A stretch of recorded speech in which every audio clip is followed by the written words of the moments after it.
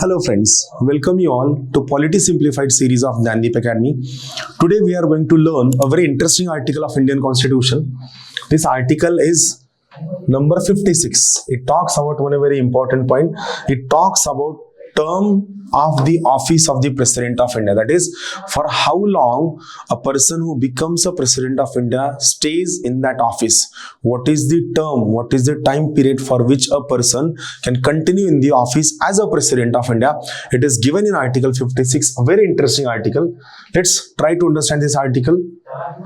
See, the President shall hold office for a term of 5 years from the date on which he enters upon his office. So what shall be the term of President? It shall be 5 years. When we are going to 5 years, we are going to count these 5 years from the date on which he or she enters in the office. 5-year term, and that 5-year term will be counted from the date on which he or she enters into the office. Now, provided that, see, term is there, but there are certain changes, there are certain exceptions, there are certain things to remember. What are those things to remember? Provided that the President may, by writing under his hand addressed to the Vice President of India, resigns his office. It means President gives his resignation to the Vice President of India.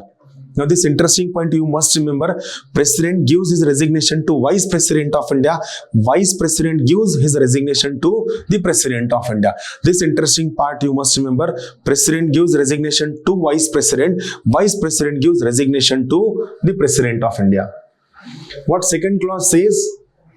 It says, the President may, for violation of the Constitution, remember this term, for violation of the Constitution, be removed from the office by impeachment in the manner provided in Article 61. So first thing, he can give his resignation to Vice President of India. Second thing, how we can remove President of India? The process for removal of President of India is given in Article 61 of Indian Constitution. Third thing, what is the ground for removal of President of India, or what is the ground for impeachment of President of India? There is only one ground given for impeachment of President of India, and that ground is violation of the Constitution of India. What is the ground? Violation of the Constitution of India. Remember one important thing, keep it in mind, the term violation of the Constitution of India is not defined anywhere in the Constitution. I repeat once again, the term violation of the Constitution is not defined anywhere in the Constitution. The President shall, notwithstanding the expiration of his term, continue to hold office until his successors enters upon his office. So, if at all there is end of the term of 5 years of President of India, still he will continue in the office until his successor assumes that office. So President can continue, or President may continue in the office for a period more than 5 years, but in which case, unless and until his successor enters upon the office. This is very interesting thing. So all these things shows that there is security of tenure to the President of India. Now what it says, any resignation, now we have seen President gives resignation letter to Vice President of India.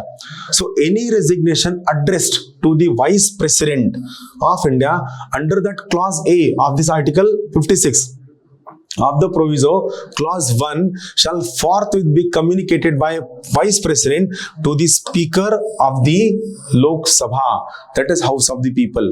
So we are getting clear-cut line. What is the line? President gives resignation letter to Vice President, and Vice President communicates this resignation letter to the Speaker of the House of the People, that is, he communicates this resignation letter to Lok Sabha Speaker. One very important point that you must remember for this particular aspect. Remember, these are very small and basic things which are normally not covered in our books, which we generally forget. That's all. Thank you.